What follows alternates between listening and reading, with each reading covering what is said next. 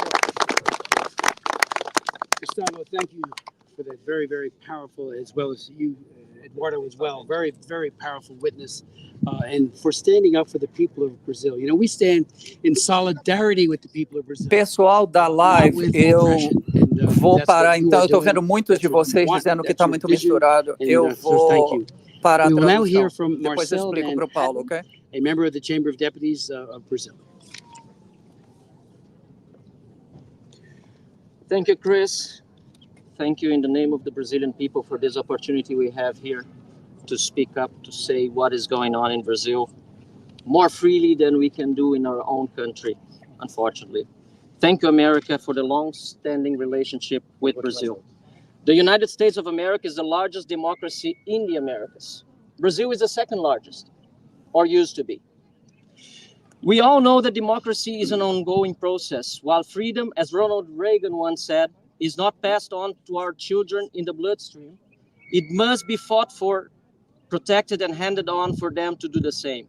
This is why we are here, to fight for our freedoms and to call to the world's attention the severe setbacks we are experiencing today in Brazil's democracy, freedom, and rule of law. When I first arrived in Washington, D.C. 15 years ago to study at Georgetown University, and I'm very proud of that, I looked at Latin America and saw how socialism was subverting countries that were once democracies. Venezuela, Bolivia, Ecuador. While those countries were succumbing to tyrants like Hugo Chavez and other puppets of Fidel Castro, and while their people were losing their freedoms, Brazil remained democratic despite the country's historical institutional flaws and endemic corruption. That was the year 2009. Throughout the decade of 2010, Brazil entered a new era in which I was very optimistic. We all were. It was a period of time when millions of concerned citizens took to the streets to protest widespread corruption pervading our country's leadership. Operation Car Wash brought these issues to justice and put dozens of businessmen, public servants, and politicians behind bars for money laundering and corruption, including the then former president Lula da Silva. He was found guilty as charged in 3 instances and sent to jail to serve a 9-year sentence. Not only in Brazil, by the way, but also Peru, Guatemala, and Panama had presidents convicted by corruption in their countries because of the investigations that started in Brazil involving transnational companies that also operated abroad. However, in the beginning of 2019, Operation Car Wash began investigating another branch of power in Brazil, the judiciary. Whistleblowers exposed bribing schemes in the justice system all the way to the Supreme Court. When the story was published in the media, all hell broke loose. The Supreme Court's president at the time, Dias Toffoli, an alleged participant in the bribing scheme, decided to censor Cruzoé magazine and opened an investigation accusing them of spreading fake news. Justice Toffoli appointed Justice Alexandre de Moraes to become the rapporteur judge of the case. The investigation, actually an inquisition, has the Supreme Court as an alleged victim, investigator, and judge at the same time. It is still open 5 years later and has been weaponized to persecute anyone whom the court itself understands to be criticizing it or opposing the views of its members. The number of people criminally prosecuted, or should I say more accurately, persecuted, by Justice Moraes and the court amount to thousands of Brazilians right now. Some of those here, some of those can't return to the country. From ordinary citizens to members of parliament, including the leader of the opposition, as just mentioned by my colleague, Gustavo Gayer, journalists, opinion makers, and even judges. We have a judge right here that also asked for political asylum in the United States and is living here right now. From a homeless individual who was just absolved by Mr. Moraes after serving a lengthy prison sentence for being at the January 8th event by chance, to the former president of the Republic, Bolsonaro.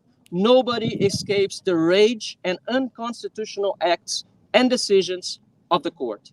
Assets frozen illegally, bank accounts secretly breached with no due process, passports taken, censorship, even torture.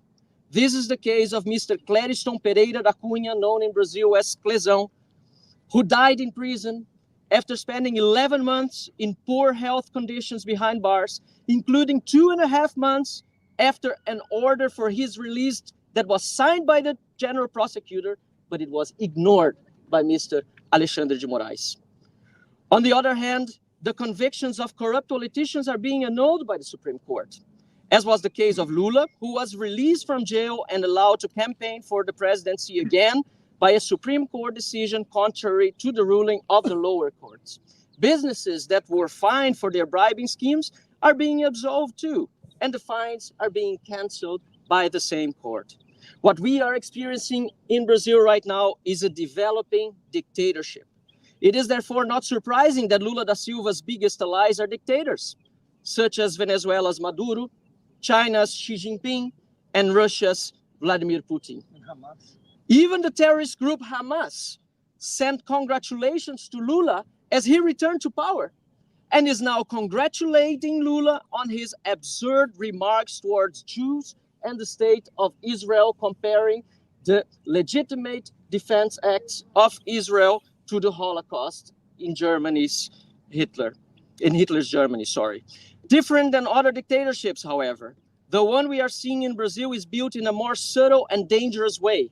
The judicial system itself is leading the institutional rupture, which makes it more difficult for the world to understand this sad and dangerous process. People tend to trust judges more than they tend to trust politicians.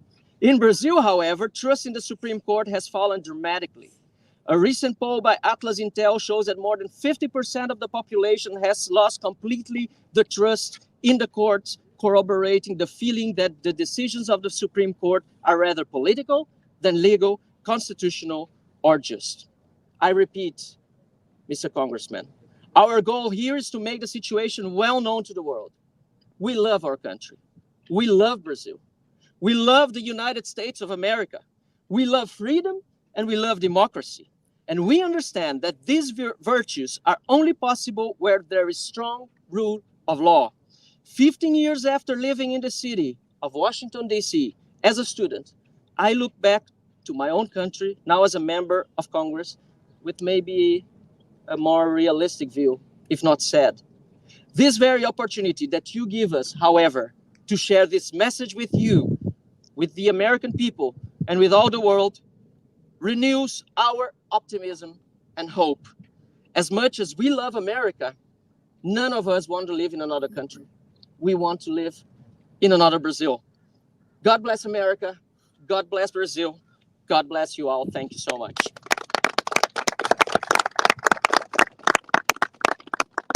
Marcel, thank you for that very eloquent defense of the people of Brazil and for speaking so boldly, as you all have, a message that needs to be heard by Congress, by the White House, by the State Department, and frankly, by the world. So thank you so very much for that. Paulo Figueiredo, an independent award-winning journalist who is, we have met and we've spoken, and I've learned so much from him. I want to thank him for being here. Paulo, the floor is yours. Thank you. Thank you. How's everyone doing? It's a beautiful, It's a beautiful day here in the Capitol and a historical day for Brazil. So I want to express my gratitude to Congressman Smith. You are a true champion of the human rights and a friend of the Brazilian people. So I would like to ask for a round of applause to Congressman Smith. He is unbelievable. He's unbelievable. He renews my faith in this country. Ladies and gentlemen, I stand before you as a living testament of Brazil's democracy crisis. Until 2022, I was the most watched political journalist in the country during prime time on cable TV. At that time, I also had 5 million followers across various social media platforms. Then, overnight, my social media was blocked in Brazil, my Brazilian passport was canceled, and my bank accounts were frozen by order of the Supreme Court Justice Alexandre de Moraes. 10 days later, under Lula da Silva, the Brazilian Department of Justice launched an investigation against the network I worked for, Jovem Pan, whom you all know, which then fired all the conservative commentators, including my colleagues, Marco Antônio Costa and Gerson Gomes, who are actually here in the audience today. The persecution recently escalated with a ridiculous claim that I had participated in a coup simply by accurately reporting on the behind-the-scene activities of the Brazilian armed forces. This is called reporting. Journalism. The legacy media should try it sometime. I have been living in the United States for the better part of a decade, but now it's different. I live in exile, unable to return to my homeland. I wish I could say I'm the only one in this situation, but I'm not. Dozens of journalists are being persecuted, with several also exiled here in the US. I must mention the notable case of journalist Alan dos Santos, present here in the audience, whose arrest was ordered by Justice Moraes for crimes of opinion, and the extradition denied by the United States government. Or the case of the liberal podcaster Monarch, who I guess is also here today, having fled to America after his social media platforms were taken down and his life was ruined by Justice Moraes for merely questioning our electoral system and the ongoing censorship in Brazil. Tens of thousands of ordinary citizens had their social media taken down by the same Alexandre de Moraes. My friends, I assure you, these are all facts. And regardless of your political stance, you do not want to live in a country where one man can determine what can be said. That's why this violates all human rights and international treaties, even the Universal Declaration of Human Rights, which guarantees freedom of expression and of the press, regardless of frontiers. All this also violates my rights, protected under the Constitution of the United States of America, since all my journalist activity was conducted while living here, therefore under American jurisdiction and protected by the sacred First Amendment. Let me put it clearly. What's happening in Brazil is criminal. And unfortunately, this crime has accomplished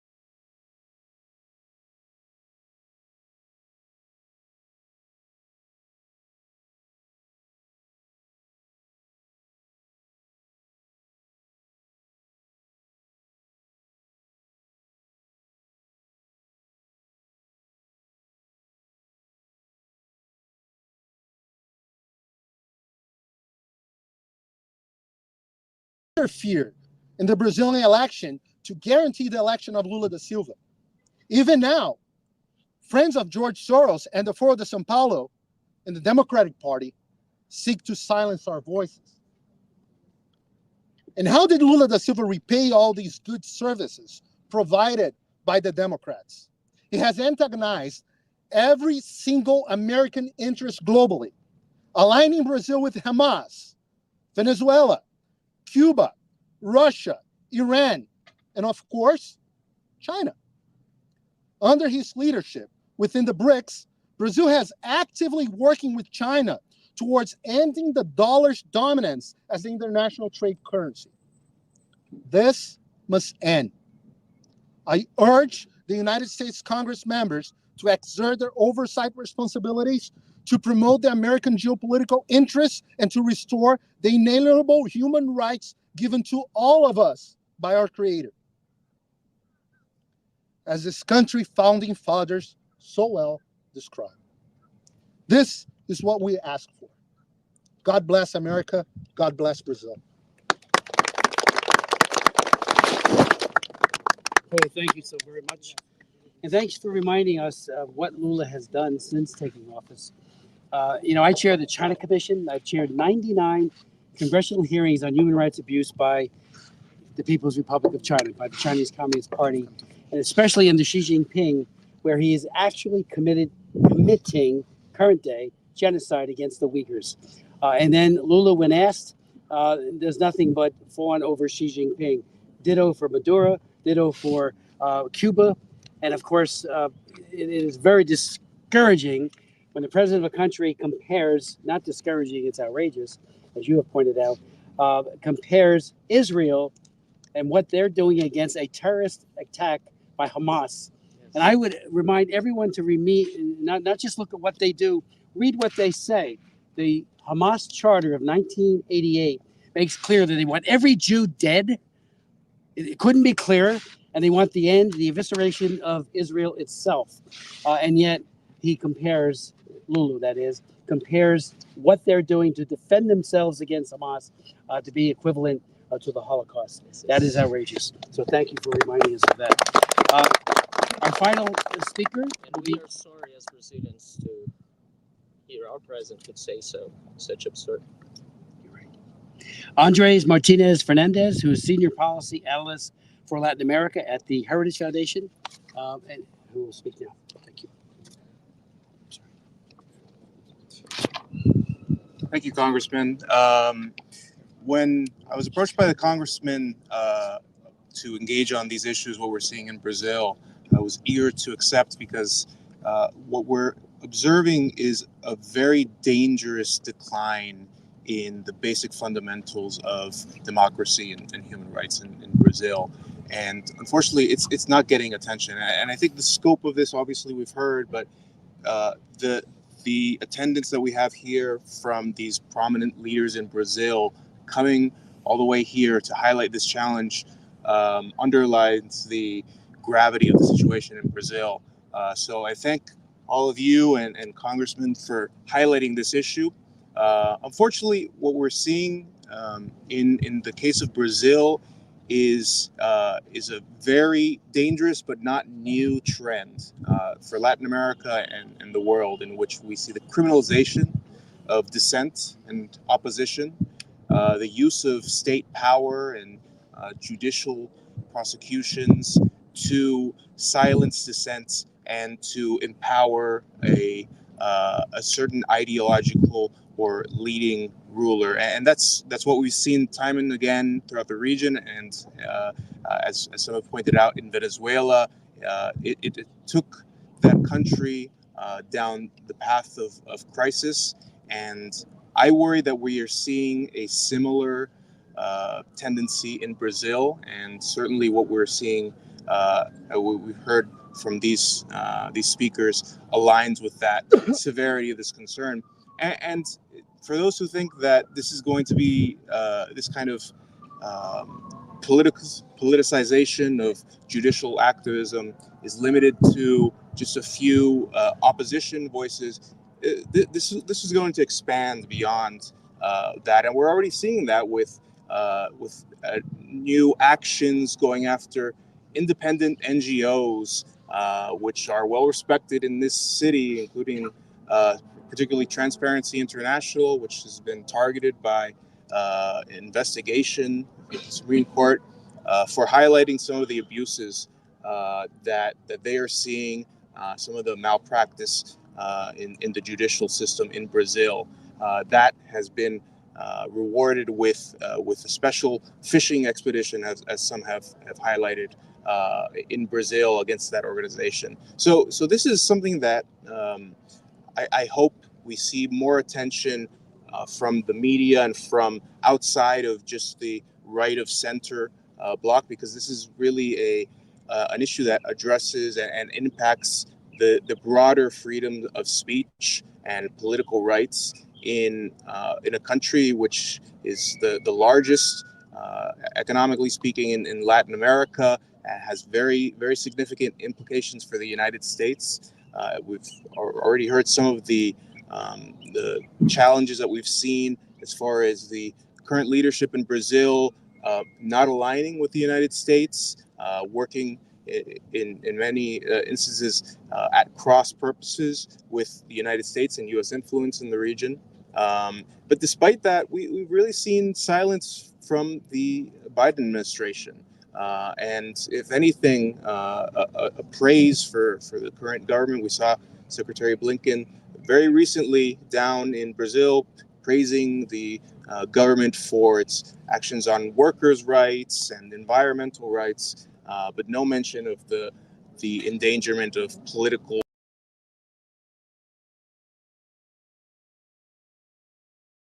A broader trend that we've seen with this administration, particularly in Latin America, of a deeply ideological focus and alignment for its foreign policy and its engagement in the region.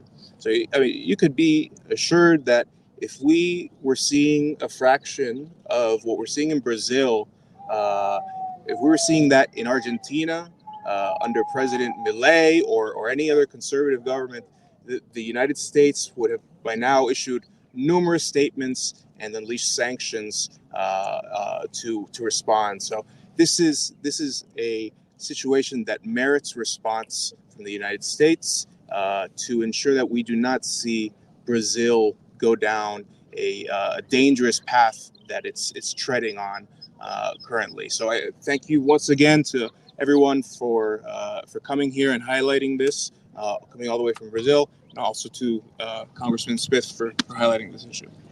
Thank you. Thank you very much. Any questions from the press?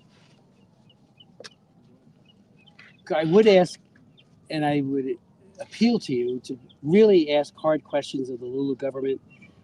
There are people here who are putting themselves at risk. We will follow their return very carefully, and I can tell you that there will be no stone left unturned if any harm comes to any of these amazingly courageous men and women who have traveled here. It's just, sadly, Brazil is moving in the direction of anarchy. And the rule by law, as I said before, where they use, prosecutions against people with whom they disagree with as a way of just silencing the opposition. We saw it in Nicaragua most recently, when all of the presidential candidates were arrested. So Ortega had nobody running against him. We saw it when he arrested everybody in the church, including Bishop Alvarez, who has now been let go, but he's been exiled. So what I'm saying is that we are going to be following this very carefully, and it's not just me, and it will be bipartisan. And my hope is that the administration will join us. These men and women are men and women of courage and of great valor, and their words need to be heard. So please investigate, I say to the press. Thank you very much. Thank you.